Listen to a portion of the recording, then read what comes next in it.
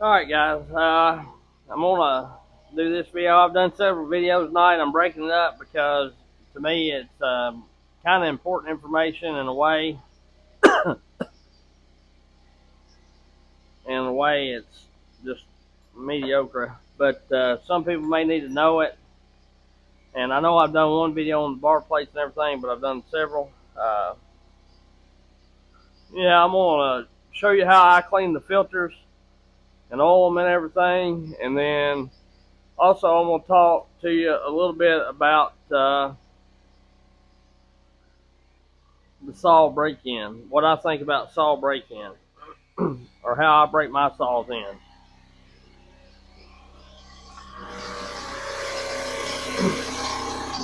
I'm gonna shut that off so you can hear me better. Which this microphone I think helps. Everybody likes it. So, uh, the deal is the reason why I'm talking about break-in and warming up, not warming up, and all this and that above is because when I done the 400C cold start where my wife started the 400C, I had one guy comment. There you go. Wait till like you saw it, get a cold seizure or whatever. Just go to cutting or whatever. And in the video, it never even showed her cutting. It just showed her walking to the block of wood and maybe quarter throttle revving the saw, if that. It revs higher than that on fast idle. So, to me, it's just one of them deals. I think he was wanting to let everybody know that he's smart, or maybe, I don't know, not so smart by commenting crazy crap. Because if you watch the rest of my videos, the majority of the time I do warm my saws up quite a bit. No, I don't sit there and let them run for a minute, 2 minutes, 3 minutes, or whatever. Because here's the deal. Uh, I have heard of cold seizure. I have read on a couple studies that people done, or companies done, and I think it was mostly on dirt bikes or whatever, or motorcycles, two-stroke motorcycles. Uh, they found that if you let it warm up quite a bit, then 50% of the engines had less wear or something like that. But who's not to say that wasn't due to weaker components or weaker parts or something like that? To me, a cold seizure deal is kind of just a way of the factory blaming uh, a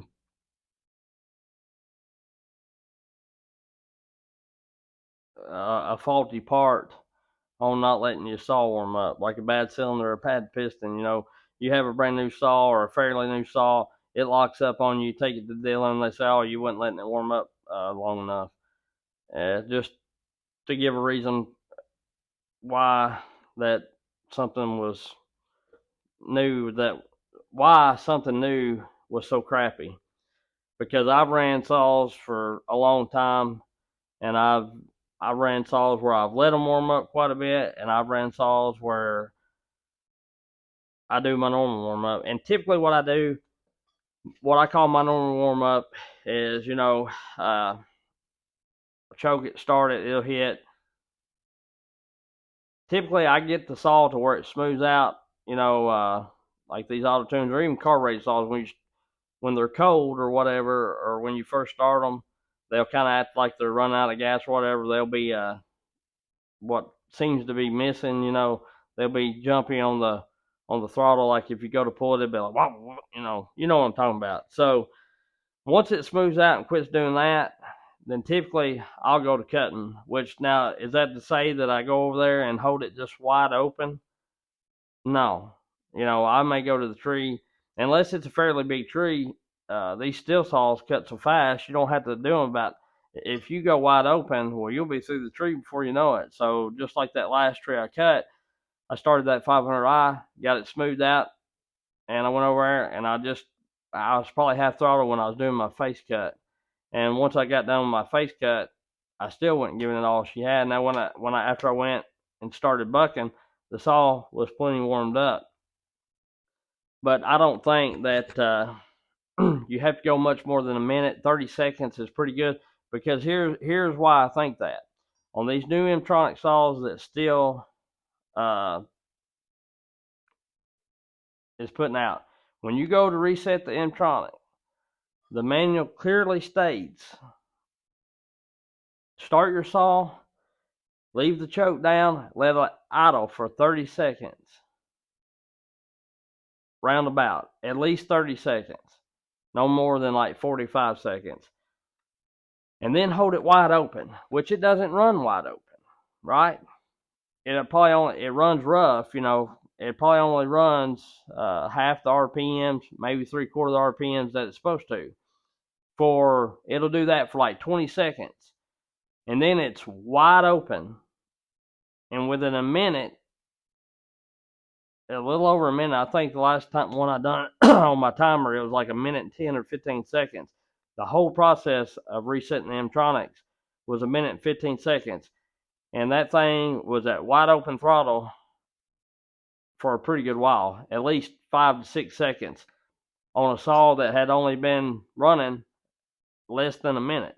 So you can't tell me that you have to sit there and let your saw run for 3 minutes. If the factory wanted the saw to run 3 minutes before you ever started cutting, then when they done the process for retuning the M-Tronics, they would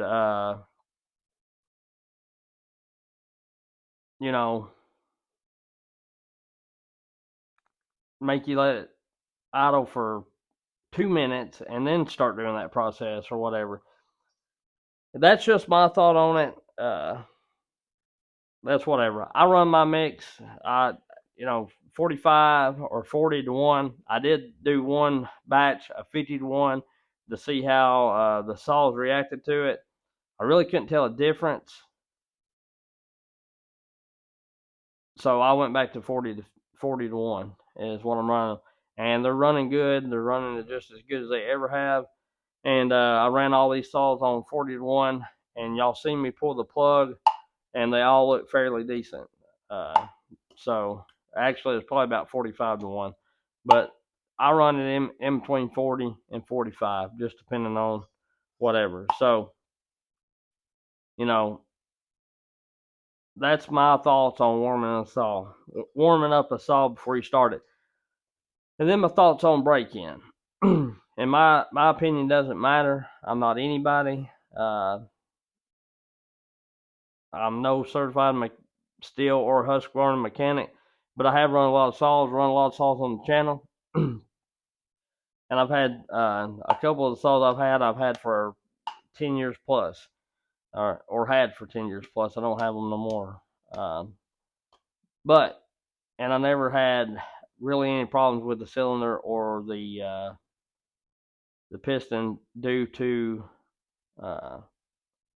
break-in or cold starts that I know of. So my thought is on breaking in a saw.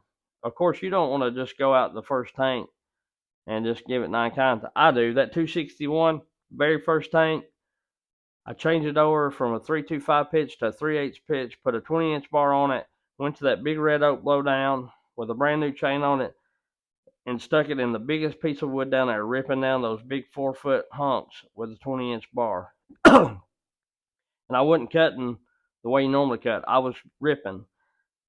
And I ran that saw like that at least 3 tanks. And it still runs fine. When I pulled that exhaust off to do the muffler mod and the West Coast deal and all that, everything looked perfect. My thought is, if I get a saw, if there is a weak component from the factory, and that's been known to happen from time to time, then I want to make sure it's going to break. If it's going to break within the time of the warranty, I don't want to sit there and pussyfoot around with a saw for 6 months. Say if you just me, I'll get through it a little quicker. But say if you're just an average firewood cutter, or you only cut 2 or 3 rick a year, or only use your saw for the occasional tree, before you get your saw broke in, probably it's going to be out of warranty. So why not run it to its max potential to see if it's got a weak component? You know, they might have put some rings in there that had a weak spot in them. They may have assembled something wrong. There might be trash in it from the factory in the bearings or something. You never know. Anything could happen. So why not find out if it's got a weak point as soon as you can, instead of pussyfooting around with it when a two-stroke's made to be run wide open. They ain't made to be run playing with them. And find out, because here's the deal: if it tears up within the warranty, whatever kind of brand you got, 2 to 3 years or 5 years if you're a homeowner or whatever it may be, then you've got that long to do it. You know what I mean? So that's my thoughts on that. Right or wrong or indifferent, that's the way I run them, and I've never had any trouble. So that's that. So anyhow, I know a lot of people are going to give their opinions, and that's fine. Give your opinion. And that gentleman was like, "Well, you're going to show people the wrong way to do it." Blah blah blah blah blah.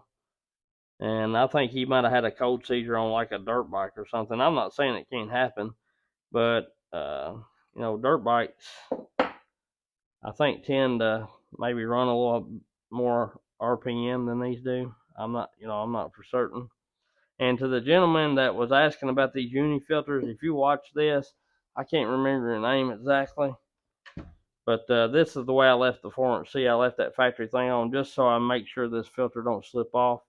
If not, if you take this off, you got to get the rubber plugs, and that comes with the West Coast Saw kit. That's how come I got the rubber plugs. Or you got to find something to fill the 2 holes in, because there's 2 torque screws that hold this on from the back. So, but anyhow. All right, moving on to cleaning filters. Typically, I wouldn't be cleaning this if it hadn't got soaking wet.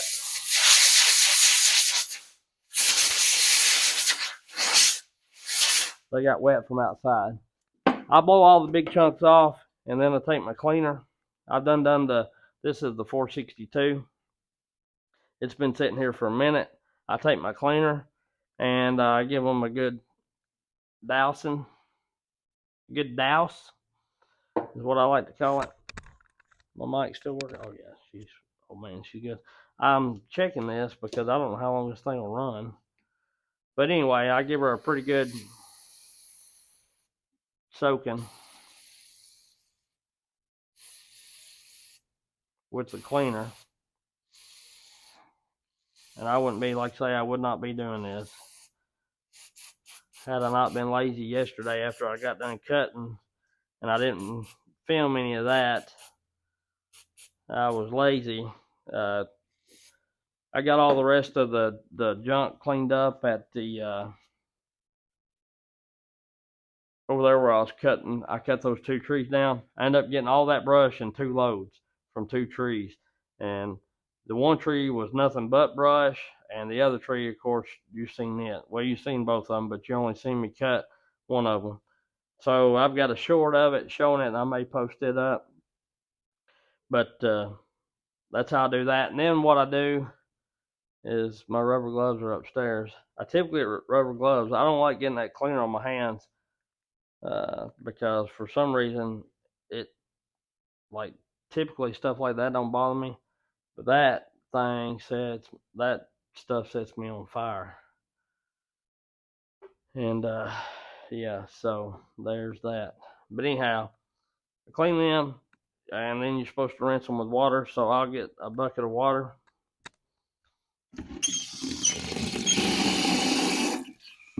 Make sure my bucket's clean, or somewhat clean.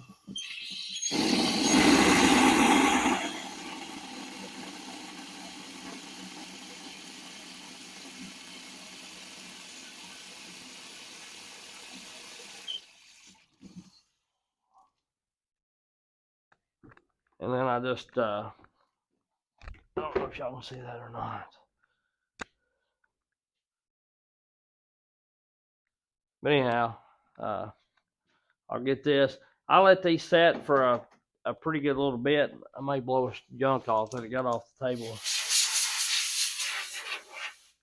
and then I just take it and I'll work it in the water,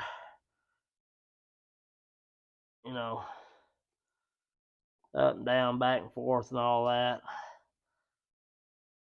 Pretty well just squeezing it and everything, washing all the crap out of it. Sometimes I'll run water through it, like hold it over the spigot. Like I say, I'm just not trying to get my hands all kinds of crazy up in this cleaner, because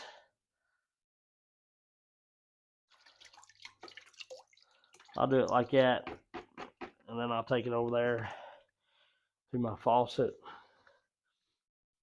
I need to get me a sink down here is what I want to do. I've got a old one up there in the utility room that we don't use. I want to bring it down here and hook it up. Oh, like a, I don't know what you'd call it, like a wash tub sink or something like that.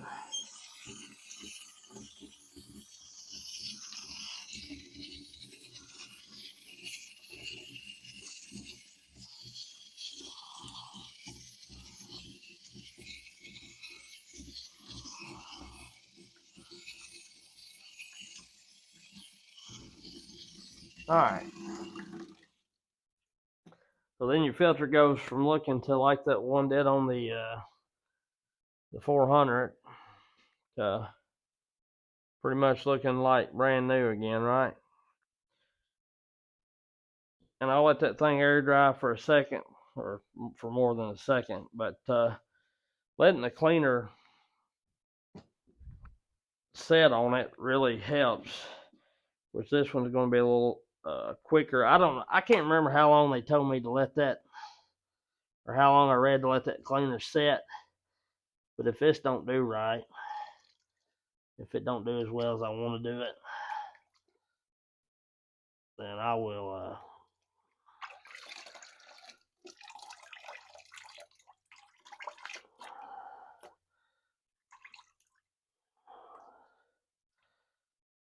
then I'll respray it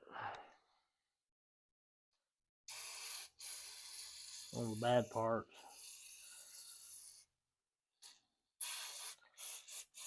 And this cleaner lasts a long time. The Uni cleaner lasts a whole lot longer than the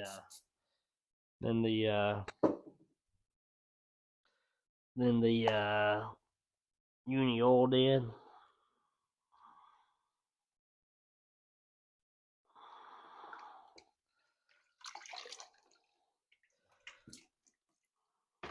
This stuff's kind of like smells like paint thinner or something. To me, it does.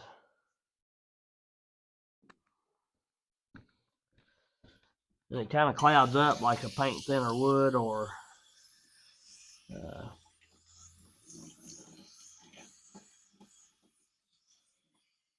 something of that nature.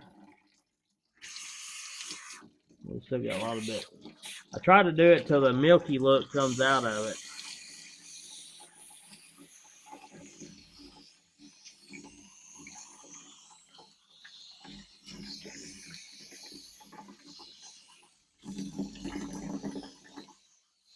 I did look milky, and I'll tell you, and I'll show you. I'll tell you a lot. I just don't know if you want to hear it or not.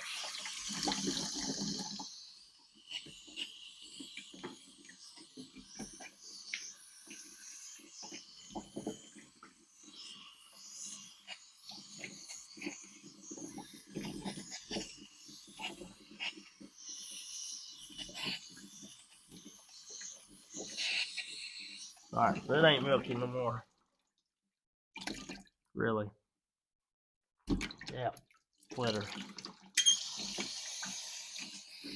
Now I'll rinse it one more time if you drop it in the dirty water.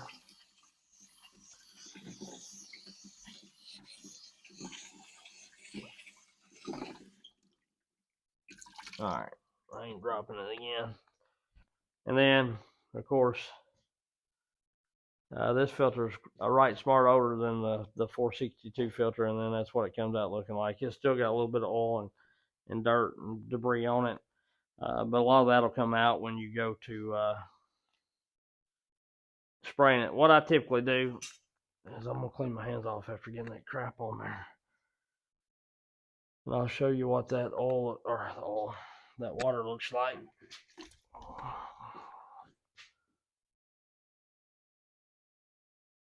It's real milky like. Looks like it's like a paint thinner look or something. And I will tell you, if you dye your saw, make sure you get the access dye off the cover if you're going to leave them out in the rain, because somebody didn't clean their 462 top very well, and all that rain run all that excess dye off on the 462. The 400 was okay, but it's been long enough, I guess, since I dyed it that it didn't have a lot of trouble. Alrighty then. We'll save that in case I need it for something. But all in all, that's pretty much how I clean them.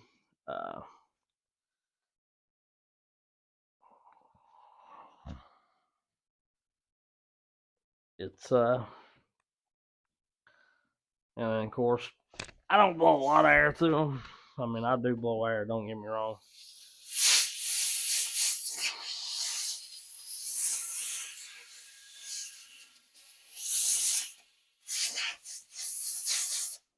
But mainly I'll let these.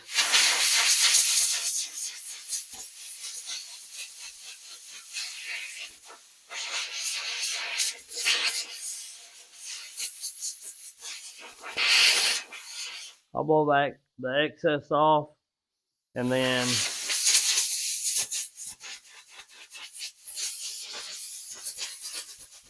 the rest of it I let air dry.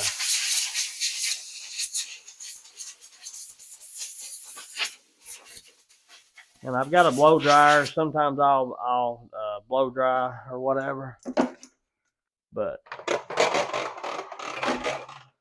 and that's how I do that. So the uni filters ain't that bad, and they're not that bad to clean. You can reuse them quite a bit. I'd say you can reuse them a whole lot more than you can the factory filter. And you know, these saws are going to get dirty. They're going to get nasty. I put that polish on them or whatever and whatnot, but the covers are going to get scratched up, and they're not going to look as good as they once did, especially if you drop them like that. But I like the black. Orange ain't bad. I mean, I don't mind them in orange. I mainly just dyed them to see what that was about and all that kind of good stuff. And I've got to do the 500i filter too, because it got wet as well, and I need to blow that off. So, but anyhow, I need to blow the whole saw off and make sure I get all the water up out of it. It got fairly nasty.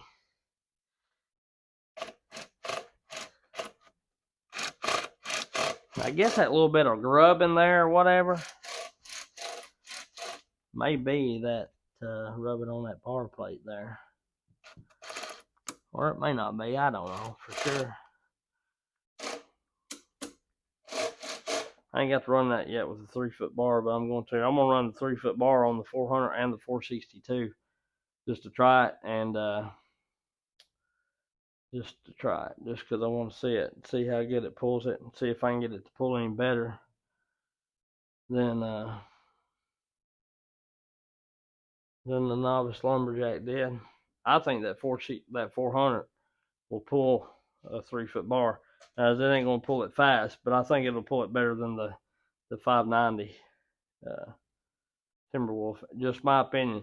And a lot of that has to do with the way you get the raker set up, the way your chain's set up, what kind of wood you're cutting, and all that kind of deal. He's cutting some of the hardest wood there is to cut. That red oak is really, really hard. So anyway, this number, if I ain't said it already, this number is we're gonna go with